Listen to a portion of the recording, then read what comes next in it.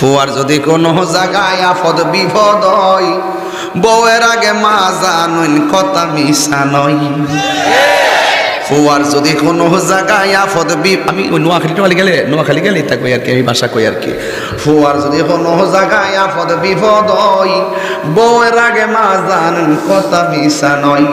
বউ তোর জেন তেন একটা গেলে আরেকটাই বউ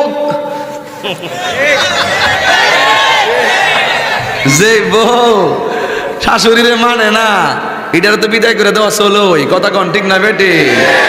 ডাইরেক্ট কতই বলা, ও বউর দলেরা শাশুড়ির লোকে ভালো ব্যবহার করো, তইলে তোমার ছেলের বউ আসলে তোমার সাথে ভালো ব্যবহার করব।